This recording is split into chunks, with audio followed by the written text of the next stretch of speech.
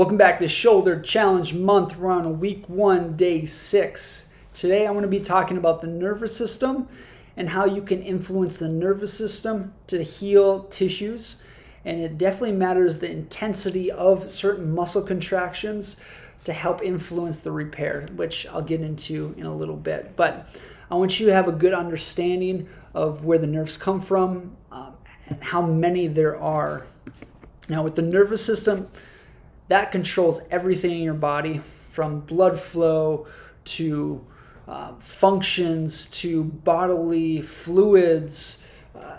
It's all regulated, and that's the brain's communication to the body, but also the body's communication back to the brain. So as we go through, the spinal cord runs right along through here, and the nerves that come out the spine then go for the shoulder, that is through the brachial plexus, out underneath the collarbone and down to the arm. So if you have numbness, weakness in the arms, that can also be due to a couple other conditions in terms of thoracic outlet syndrome, in terms of compression of the nerves. That's a huge common factor. Even if you have nerves that are rotated or subluxated, if we will, to where they're not completely rotated out of place, but they're pinching out from nerves, that'll affect the function also to that area, and it also can affect the function of where these nerves are going in terms of glands, in terms of other organs as well. So paying attention to how the nervous system works is incredibly important. Now I'll start adding on more layers and more nerves. So as you can see, there's a lot of nerves, and that's throughout the whole body itself. Let's take a few layers off and I'll add some muscle on here so you have a good idea with that. And some of this, like I said, is for your educational purposes, so you can see how many there are, whether it's nerves that attach just to the skin, whether it's nerves that are ingrained in terms of the pain receptors, nerves that control motor, muscle function, tissue function. It's all incredibly valuable. However, if there's something going on with you more in depth, I suggest going to see a physician, whether it's a chiropractor, physical therapist, to where they can do a little bit more in-depth examination for what you have specifically got going on. Now, if you're a general maintenance, this is perfect for your understanding, but we want to start with the understanding first. So I add a few more layers. As you can see, the nerves then attach to different layers of tissue.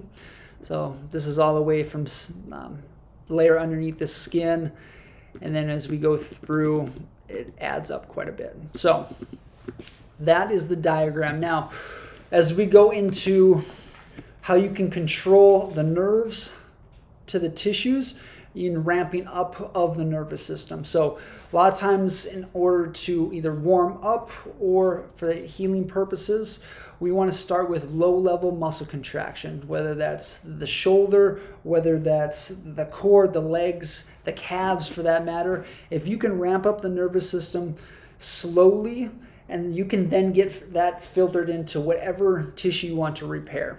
Okay, so what necessarily that means is I'll kind of run through a little bit of a process that we do in our clinic in ramping up the nervous system and knowing how you can control that variation of the nervous system as well. So what I want you to do is do a small muscle contraction. Picture this at 25% intensity, and we want to stay there for, let's say, 15 seconds.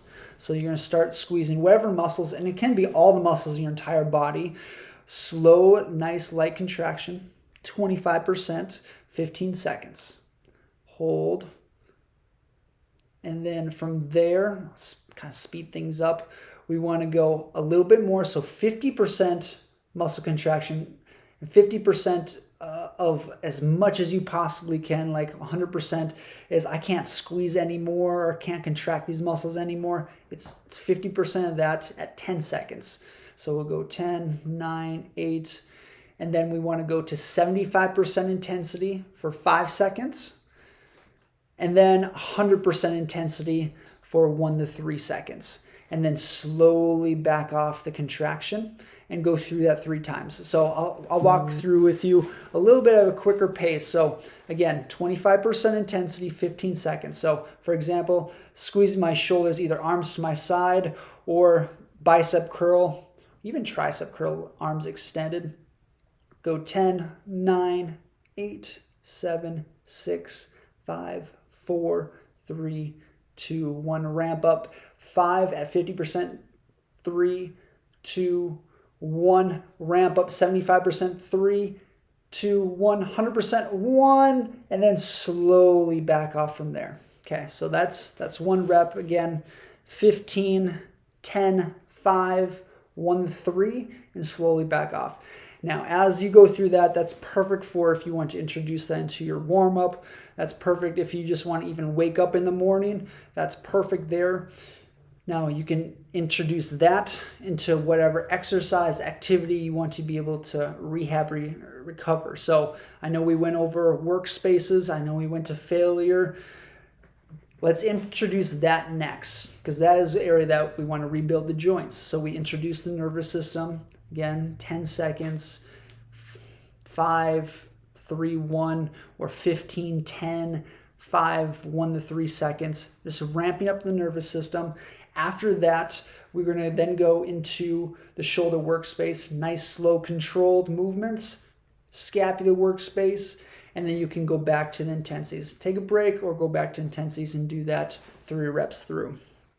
Essentially, we are ramping up the nervous system. We are putting in a pin into what energy we just generated, and then we're filtering that into what tissues we want to rebuild. For example, the joint of the shoulder or the joints of the scapula on the thoracic rib cage. It's something that you can leverage the nervous system either in terms of recovery, tissue healing, in terms of waking up in the morning. There's a bunch of different avenues that you can utilize this with, but understanding the principle is incredibly important. So go through at least 3 times and let's incorporate the intensities, contractions, and then go through the workspaces of the shoulder and the scapula, and then go back through that 3 separate times. It can be throughout the day, it can be in one instance, and you're gonna have a good understanding of what more control that you have, and then how that information then gets filtered back up and then puts into the brain cortex so you can utilize that later. You're gonna start noticing a little bit more strength, a little bit more muscle control, a little less tightness and control throughout every movement of your arms. And you can also utilize this with all the other joints in your body. So that is the game plan for today. Give that a go. Make sure to complete this, and I'll see you guys tomorrow on the next one. Have a great day.